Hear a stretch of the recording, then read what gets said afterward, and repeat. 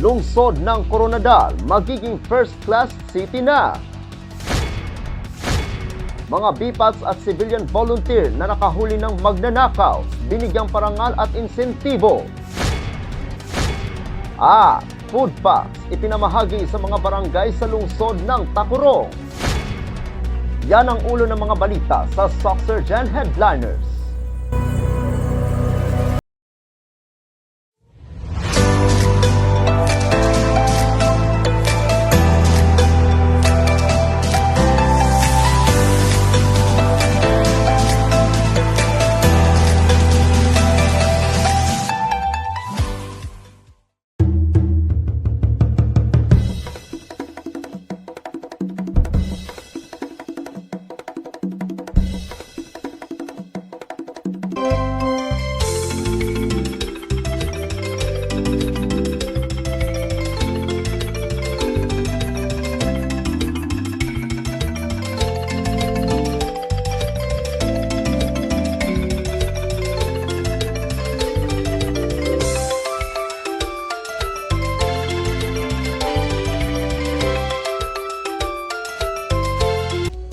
Magandang araw, South Central Mindanao.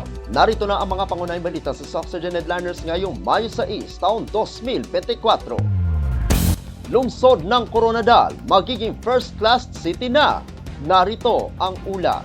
Inaasahang aangat na ang estado ng lungsod ng Coronadal mula sa kasalukuyang third-class component city tungo sa pagiging first-class component city.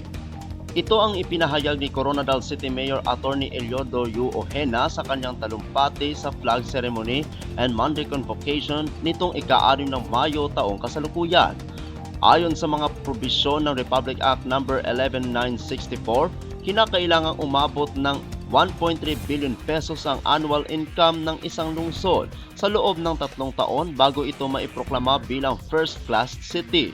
Bagay na siya namang naabot ng lungsod base sa tala ng annual income sa loob ng 3 magkasunod na taon. Kabilang sa mga benepisyong dala ng pagiging first-class component city ay ang administrative aids, statutory aids at financial grants. Asahan din ang dagdag pasahod sa mga kawani ng pamahalaang lokal alinsunod sa Salary Standardization Law. Ako ang inyong kaibigang Apolinario Valencia para sa Soxergen Headliners. Mga BPATs at civilian volunteer na nakahuli ng magnanakaw, binigyang parangal at insentibo. Narito ang ulat. Personal na inabot ng mga local officials ng lungsod ng Kidapawan ang pagkilala at cash incentive sa 4 na mga barangay peacekeeping action team members at civilian volunteers na nakahuli ng isang magnanakaw sa barangay Kalaysan kamakailan lang. Inabot ni Kidapawan City Mayor Attorney Jose Paulo M. Evangelista, Vice Mayor Melvin E. Lamata Jr. at mga kagawad ng sangguniang panglungsod ng Kidapawan ang plaque of commendation at cash incentive kina barangay kagawad Ruel Quiamco, civilian volunteer Arnel Cagadas, civilian volunteer Renan Tulang at BPAT Reynald Malumbaga. Sa ginanap na flag raising ceremony at convocation program ng city government nitong umaga ng Lunes, ika-6 ng Mayo taong kasalukuyan. Hinuli ni Quiamco, Tulang, Cagadas at Malumbaga ang nasabing magnanakaw sa barangay Kalaisan ng lungsod noong ika-4 ng Marso taong kasalukuyan. Pinarangalan ang kanilang dedikasyon sa pagtupad ng kanilang tungkulin na masigurong mapayapa at maayos ang pamayanan sa mga barangay. Ako ang inyong kaibigang Apolinario Valencia para sa Soxergen Headliners. Para sa uling balita, food packs ipinamahagi sa mga barangay sa lungsod ng Tacurong. Narito ang ulat.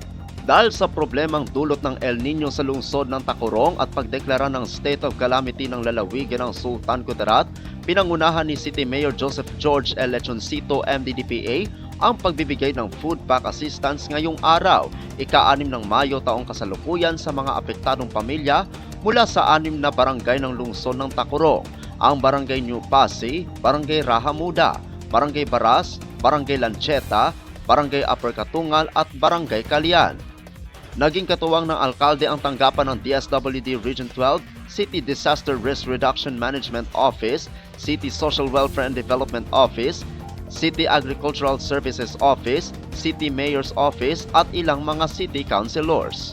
Layunin ng programang ito ang matulungan ng mga magsasaka, manggagawa, informal sectors at mga job orders na tinamaan ng kalamidad at mabigyan ng konting tulong mula sa DSWD at LGU Tacurong. Ako ang inyong kaibigang Apolinario Valencia para sa Soxygen Headliners.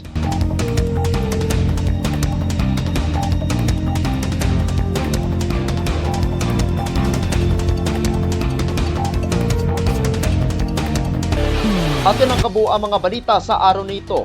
Mga balitang kailangan ninyong malaman, balitang walang kinakampihan, mga balitang totoo, mga balita may dalang aral at inspirasyon. Ito ang Soxygen Headliners.